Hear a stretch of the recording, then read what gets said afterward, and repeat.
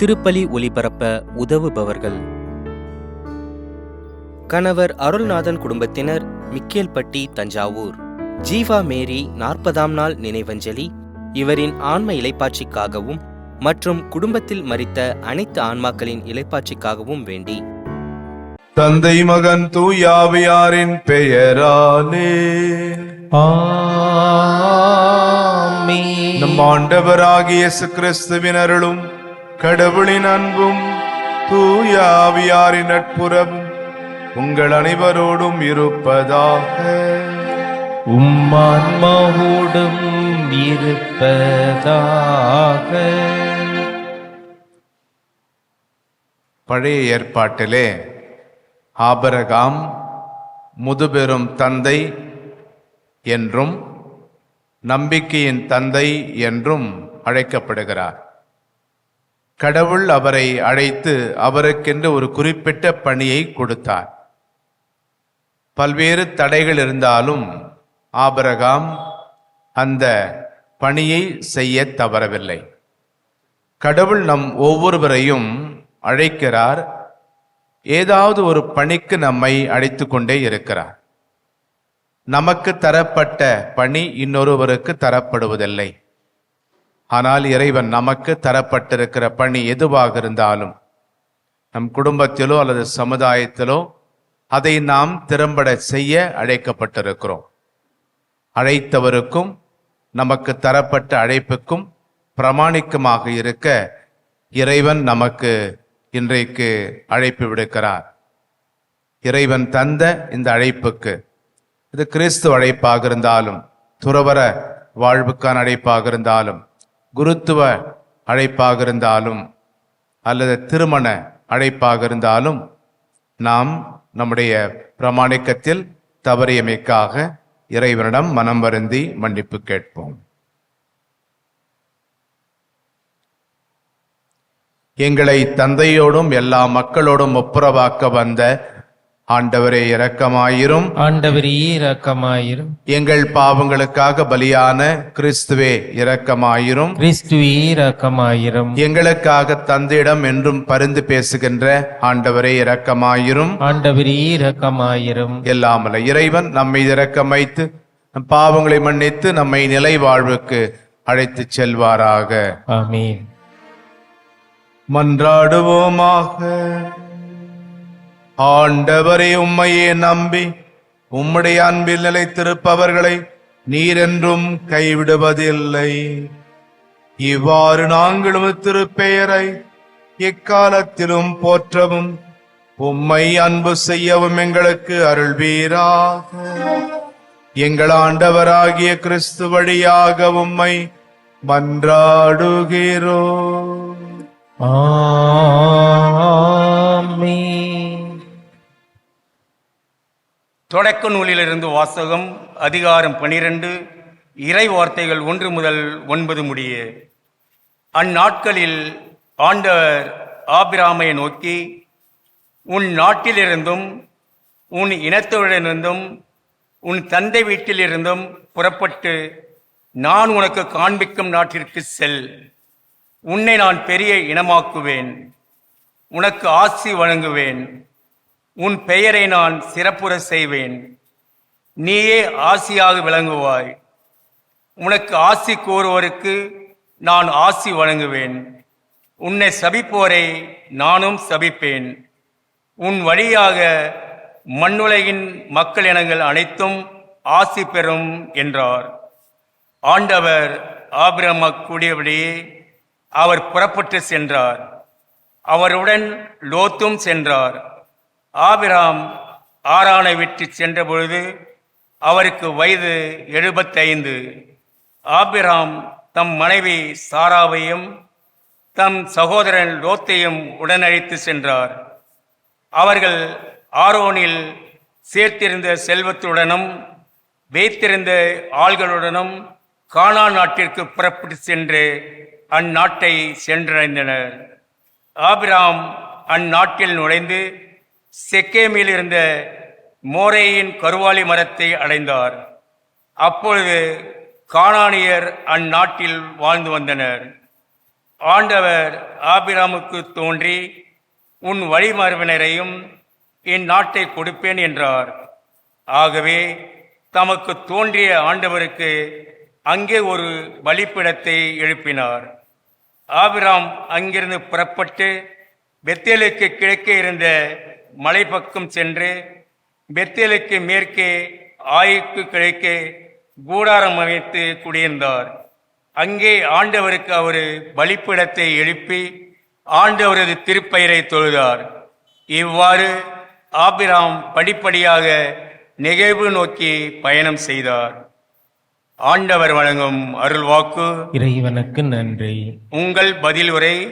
ஆண்டவர் தமது உரிமையாக சேர்த்தெடுத்த தெரிந்த மக்களை பேறு பெற்றோர். ஆண்டவர் தமது உரிமை சொத்தாக தேர்ந்தெடுத்த மக்கள் பேறு பெற்றோர். ஆண்டவரை தன் கடவுளாக கொண்ட இனம் பேறு பெற்றது. அவர் தமது உரிமை சொத்தாக தேர்ந்தெடுத்த மக்கள் பேறு பெற்றோர். வானினின்று ஆண்டவர் பார்க்கின்றார், மானிடர் அனைவரையும் காண்கின்றார். பதில் உரை. ஆண்டவர் தமது உரிமை சொத்தாக தேர்ந்தெடுத்த மக்கள் பேறு பெற்றோர். தமக்கு அஞ்சி நடப்போரையும் தமது பேரன்புக்காக காத்திருப்போரையும் ஆண்டவர் கண்ணோக்குகின்றார். அவர்கள் உயிரை சாவினின்று காக்கின்றார், அவர்களை பஞ்சத்திலும் வாழ்விக்கின்றார். பதிலுரை. ஆண்டவர் தமது உரிமை சொத்தாக தேர்ந்தெடுத்த மக்கள் பேறு பெற்றோர்.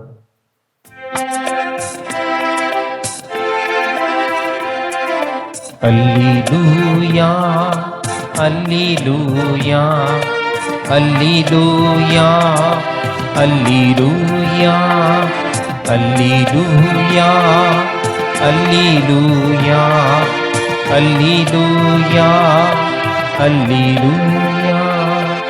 கடவுளுடைய வார்த்தை உயிர் உள்ளது, ஆற்றல் வாய்ந்தது, உள்ளத்தின் எண்ணங்களை சீர்தூக்கி பார்க்கின்றது. அல்லேலூயா அல்லேலூயா அல்லேலூயா அல்லேலூயா அல்லேலூயா. ஆண்டவர்களோடு இருப்பாராக, உம்மான்மாவோடும் இருப்பாராக. மத்தேயு எழுதிய நற்செய்தியிலிருந்து வாசகம். ஆண்டவரே மாட்சி உமக்கே.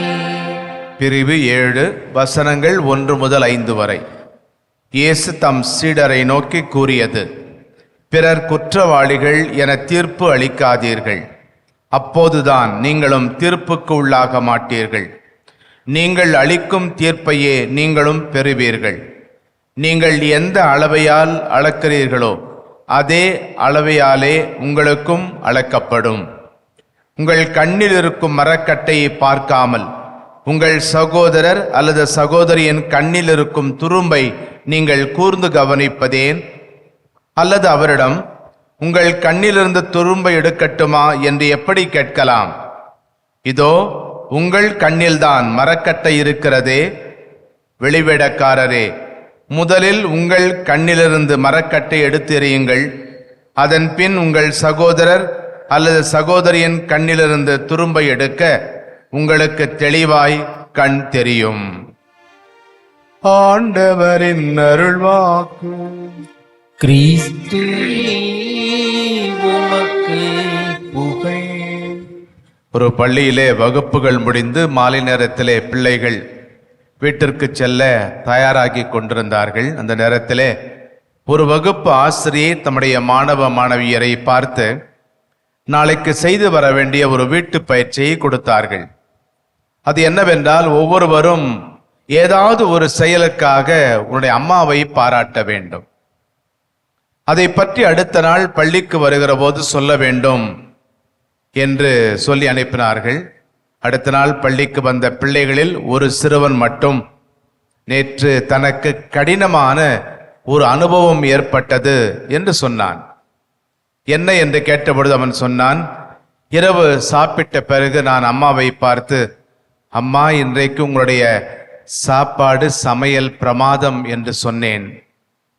ஆனால் என் அம்மா என்னை கேலி சிரிப்போடு பார்த்து, இத்தனை நாட்கள் நீ பாராட்டுவதற்கு என்ன காரணம்? இன்று மட்டும் பாராட்டுகிறாய்? ஏதாவது உள்நோக்கம் உண்டா?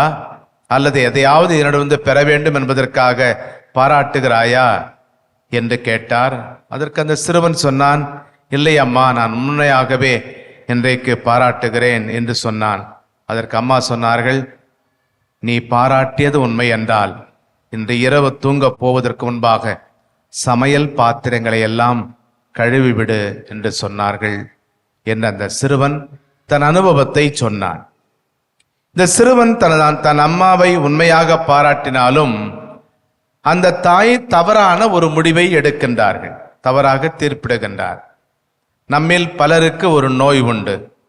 நம்மில் இருக்கும் குறைகளை களைய வேண்டும் என்கின்ற அக்கறையை விட அடுத்தவர் மீது அடுத்தவரிடம் இருக்கிற குறைகளை சுட்டி காட்ட வேண்டும் என்கின்ற ஒரு நோய் நமக்கு உண்டு. அதைத்தான் இன்றைக்கு சற்று எரிச்சல் கலந்த தொனியிலே இயேசு கூறுகிறார், நீங்கள் உங்கள் கண்ணில் இருக்கும் மரக்கட்டையை பார்க்காமல் உங்கள் சகோதரர் அல்லது சகோதரியின் கண்ணில் இருக்கும் துரும்பை கூர்ந்து கவனிப்பது ஏன்? இத்தகைய மனநிலை கொண்டோரை இயேசு வெளிவேடக்காரர் என்று கடிந்து கொள்ளுகிறார். வெளிவேடக்காரர் என்ற சொல் கிரேக்க மொழியிலிருந்து வருகிறது. அதற்கு என்ன அர்த்தம் என்றால், மேடையில் தோன்றி முகமூடி அணிந்து நடிப்பவர்களுக்கு இந்த பெயர் தரப்பட்டது. முகமூடி அணிந்து நடிப்பதிலே தவறேதுமில்லை. ஆனால் மேடையில் முகமூடி அணிவது போலவே நம்முடைய வாழ்க்கையிலும் முகமூடி அணிவோரை அப்படிப்பட்ட வெளிவேடக்காரர் என்கின்ற ஒரு கடுமையான சொல்லை இயேசு பயன்படுத்துகிறார். குறிப்பாக பரிசேயர்கள், மறைநூல் அறிஞர்கள் மக்களுக்கு முன்பாக முகமூடிகள் அணிந்து வாழ்வதை இயேசு கண்டனம் செய்தார். இந்த நோய் தன் சீடர்களையும் ஏன் நம்மையும் ஆட்டி படைக்க கூடாது என்பதற்காகவே இயேசு கவலையோடு இன்றைக்கு நமக்கு இந்த செய்தியை கொடுக்கிறார். நம்மை பற்றிய ஒரு அரைகுறையான கண்ணோட்டமும் அடுத்தவரை பற்றிய ஒரு அவசரமான கண்ணோட்டமும் இரண்டும் கலந்து இந்த நோய் நமக்கு வருகிறது. இதற்கான மருந்தை இயேசுவே இன்றைக்கு நமக்கு தருகிறார். முதலில் உங்கள் கண்ணில் இருக்கும் மரக்கட்டையை எடுத்தெறியுங்கள், அதன் பின் உங்கள் சகோதரர் அல்லது சகோதரியின் கண்ணில் இருக்கும் துரும்பை எடுக்க உங்களுக்கு தெளிவாய் கண் தெரியும் என்கிறார். இன்றைய உலகம் பல உரிமைகளை பற்றி பேசுகிறது. எழுத்துரிமை, பேச்சுரிமை, கல்வி உரிமை, உணவுக்கான உரிமை, இருப்பிடத்துக்கான உரிமை ஆகிய பல உரிமைகளை பேசுகிறது. நாமும் அத்தகைய உரிமைகளிலே அதிகமான கவனம் செலுத்துகிறோம். ஆனால் பிறர் குற்றங்களை மிகைப்படுத்தி அவர்களை கடுமையாக விமர்சிப்பதற்கு யாருக்கும் உரிமை இல்லை. முதலில் நம்முடைய குற்றங்களை நீக்கிவிட்டு பிறகு அடுத்தவர் குற்றங்களை களைய முற்பட்டால் அது ஒரு தலைவனுக்குரிய ஒரு தகுதி என்பதை வள்ளுவர் கூறுவார். தன் குற்றம் நீக்கி பிறர் குற்றம் காண்கிற் பின் என் குற்றமாகும் இறைக்கு. அன்புக்குரியவர்களே, மிக நல்லவர்களிடத்திலும் சில குறைகள் உண்டு, சில கெட்டவர்களிடத்திலும் நல்ல குணங்கள் உண்டு. எனவே பிறர் குற்றம் குறைகளை பற்றி நாம் பேசலாகாது. யோவான் 8:11 நாம் இவ்வாறு வாசிக்கிறோம். இயேசு விபச்சாரத்தில் பிடிபட்ட பெண்ணை பார்த்து நானும் தீர்ப்பிடேன் என்று சொல்லி அனுப்புகிறார். அதே இயேசு சொல்லி இருக்கிறார், தீர்ப்பிடாதீர்கள், தீர்ப்புக்கு உள்ளாக மாட்டீர்கள். நம் வாழ்விலே நாம் அணிந்திருக்கிற முகமூடிகளை களைவோம், நம் குற்றம் குறைகளை நீக்குவோம், பிறர் தங்கள் குற்றம் குறைகளை நீக்க உதவி செய்வோம். ஆமென்.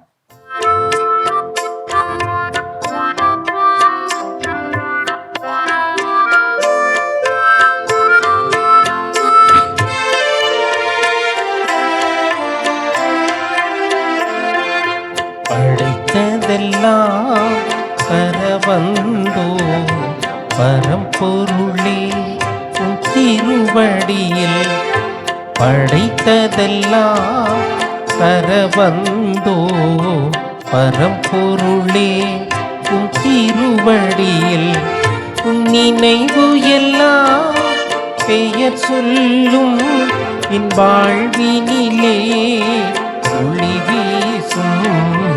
படைத்ததெல்லாம் பரவந்தோ பரம்பொருளே உன் திருவடியில்.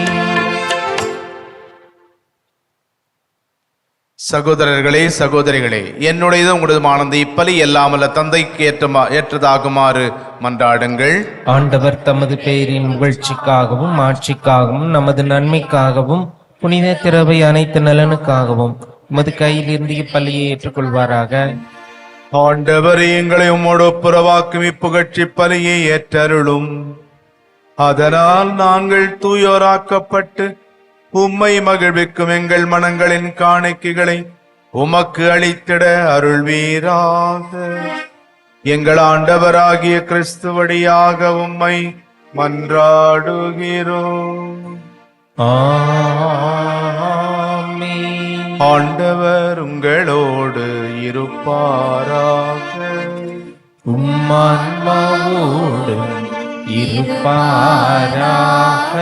இதயங்களை மேலே எழுப்புங்கள்.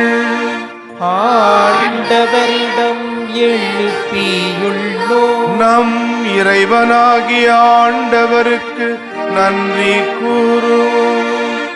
அது தகுதியும் நீதியுமானதே. ஆண்டவரே, தூயவரான தந்தை என்றும் உள்ள எல்லாமல்ல இறைவா, எந்நாளை விவிடத்திலும் நாங்கள் உமக்கு நன்றி செலுத்துவது மெய்யாகவே தகுதியும் நீதியுமாகும். எங்கள் கடமையும் மீட்புக்குரிய செயலுமாகும். உம்முடைய அன்பு திருமகன் வழியாக நீர் மனித இனங்களை படைத்தது போல மிகுந்த கனிவிரக்கத்தால் அவற்றை புதுப்பிக்கவும் திருவுளமானீர். ஆகவே படைப்புகள் அனைத்தும் உமக்கு பணிபுரிகின்றன. மீட்படைந்தோர் அனைவரும் உம்மை ஏற்றவாறு புகழ்கின்றனர். உம்முடைய புனிதர்களும் ஒரு இதயத்தோராய் உம்மை போற்றுகின்றனர்.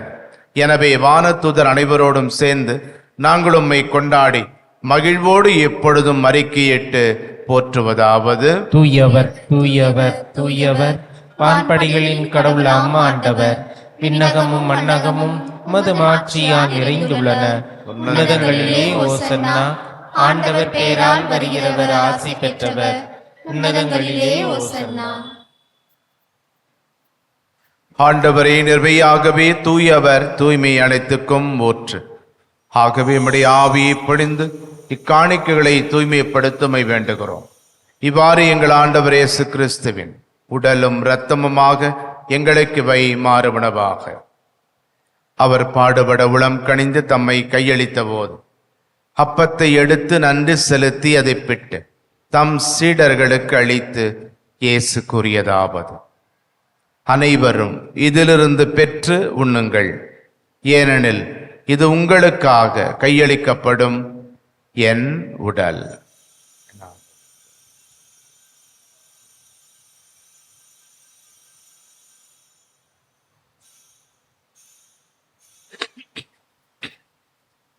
அவ்வண்ணமே இரவு விருந்தை அருந்திய பின் திராட்சை ரசம் நிறைந்த கிண்ணத்தையும் எடுத்து மீண்டும் உமக்கு நன்றி கூறி தம் சீடர்களுக்கு அளித்து இயேசு கூறியதாவது: அனைவரும் இதிலிருந்து பெற்று பருகுங்கள், ஏனெனில் இது புதிய நிலையான உடன்படிக்கைக்கு உரிய என் இரத்தத்தின் கிண்ணம். இது பாவ மன்னிப்புக்கென்று உங்களுக்காகவும் பலருக்காகவும் சிந்தப்படும். இதை என் நினைவாக செய்யுங்கள்.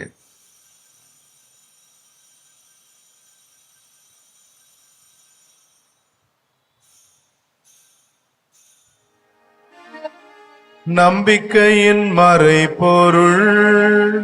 ஆண்டவரே, நீர் வருமளவும் உமது இறப்பினை அறிக்கையிடுகின்றோ, உமது உயிர்ப்பினையும் எடுத்துரைக்கின்றோ. ஆகவே ஆண்டவரே, நாங்கள் கிறிஸ்துவின் இறப்பினையும் உயிர்ப்பினையும் நினைவு கூர்ந்து வாழ்வு தரும் அப்பத்தை மீட்பிழைக்கும் கிண்ணத்தையும் உமக்கு ஒப்புக் கொடுக்கின்றோம். திருமுன் நின்று முக்குடியம் புரிய தகுந்தவர்கள் என எங்களை ஏற்றுக்கொண்டீர். எனவே உமக்கு நன்றி செலுத்துகின்றோம். மேலும் கிறிஸ்துவின் உடலிலும் இரத்தத்திலும் பங்கு கொள்ளும் எங்களை தூய ஆவியார் ஒன்று சேர்க்க வேண்டுமென உம்மை தாழ்மையுடன் மன்றாடுகிறோம். ஆண்டவரே, உலகெங்கும் பரவியிருக்கும் இது திரு அவையை நினைவு கூர்ந்தருளும். எங்கள் திருத்தந்தை லியோ, எங்கள் ஆயர் ஜார்ஜ், எல்லா திருநிலையினர், துறவரத்தார், பொது நிலையினர் ஆகிய அனைவரோடும் உமது திரு அவை அன்பில் நிறைவு பெற செய்தருளும்.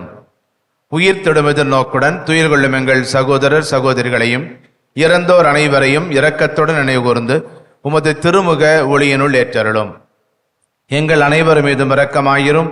கடவுளின் கன்னித்தாயான புனித மரியா, அவருடைய அன்பு கணவரான புனித யோசேப்பு, புனித திருத்தூதர்கள், இவ்வுலகில் உமக்கு உகந்தவராயிருந்த புனிதராகிய அனைவருடன் நாங்கள் நிலை வாழ்வில் பங்கு கொள்ளும் தகுதி பெற்று திருமகன் இயேசு கிறிஸ்து வழியாக உம்மை புகழ்ந்தேத்தும் வரமருள உம்மை மன்றாடுகிறோம்.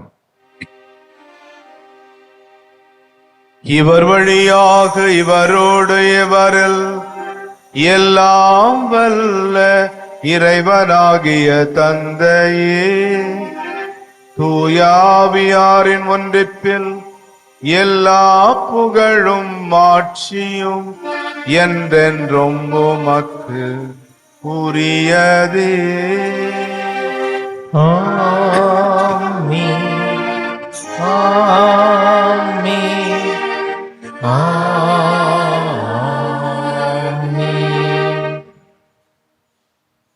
நம் மீட்பர் இயேசு நமக்கு கற்றுத் தந்தவாறு நம் தேவைகளுக்காக நம்பிக்கையோடு மன்றாடுவோம்.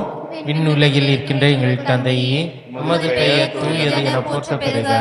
உமது ஆட்சி வருக. உமது திருவுளம் விண்ணுலகில் நிறைவேறுவது போல மண்ணுலகிலும் நிறைவேறுக. எங்கள் அன்றாட உணவை இன்று எங்களுக்கு தாரும். எங்களுக்கு எதிராக குற்றம் செய்வோரை நாங்கள் மன்னிப்பது போல எங்கள் குற்றங்களை மன்னியும். எங்களை சோதனைக்கு உட்படுத்தாதேயும், தீமையிலிருந்து எங்களை விடுவித்தருளும். ஆண்டவரே, தீமை அனைத்திலிருந்தும் எங்களை விடுவித்து எங்கள் வாழ்நாளில் அமைதியை கனிவுடன் அருளும் மன்றாடுகிறோம். உமது இரக்கத்தின் உதவியால் நாங்கள் பாவத்திலிருந்து எப்போதும் விடுதலை பெற்று யாதொரு கலக்கமும் இன்றி நலமாயிருப்போமாக. நாங்கள் எதிர்நோக்கி இருக்கும் பேரன்பத்துக்காகவும் எம்மிட்பராகிய இயேசு கிறிஸ்துவின் வருகைக்காகவும் காத்திருக்கின்றோம். ஏனெனில் ஆட்சியும் வல்லமையும் ஆட்சியும் என்றென்றும் உமதே. ஆண்டவரே இயேசு கிறிஸ்துவே, அமைதியை உங்களுக்கு விட்டு செல்கின்றேன், என் அமைதியை உங்களுக்கு அளிக்கின்றேன் என்றும் திருத்தூதர்களுக்கு முடிந்தீரே. எங்கள் பாவங்களை பாராமல் நாங்களும் மேல் வைத்திருக்கும் நம்பிக்கை மட்டுமே கண்ணோக்கி எங்கள் ஒவ்வொருவருக்கும் மன அமைதியும் ஆறுதலையும், எங்கள் குடும்பங்களுக்கு ஒற்றுமையும், உலகிற்கு சமாதானத்தையும் அளித்தருள்வீராக. என்றென்றும் வாழ்ந்து ஆட்சி செய்கின்றவர் நீரே. ஆமென். ஆண்டவருடைய சமாதானம் உங்களோடு என்றும் இருப்பதாக. ஆன்மாவோடும் இருப்பதாக. ஒருவருக்கொருவர் சமாதானத்தை அறிவித்துக் கொள்வோம். சமாதானம். உலகின் பாவங்களை போக்கும் இறைவனின் செம்மறியே, எங்கள் மேல் இரக்கமாயிரும். உலகின் பாவங்களை போக்கும் இறைவனின் செம்மறியே, எங்கள் மேல் இரக்கமாயிரும். உலகின் பாவங்களை போக்கும் இறைவனின் செம்மறியே, எங்களுக்கு அமைதியை அளித்தருளும். இதோ இறைவனின் செம்மறி, இதோ உலகின் பாவங்களை போக்குபவர். பிறர் குற்றங்குறைகளை கண்டுகொள்வதற்கு முன்பாக நம் குற்றம் குறைகளை களைய வேண்டும் என்று நமக்கு அழைப்பு விடுக்கிறார். இவரை உணவாக உண்ண வந்திருக்கும் நாம் பேறு பெற்றவர்கள். ஆண்டவரே, நீர் நிலத்தில் எழுந்தருள நான் தகுதியற்றவன், ஆனால் ஒரு வார்த்தை மட்டும் சொல்லி அருளும், அருளும், எனது ஆன்மா நலமடையும். மன்றாடுவோமாக.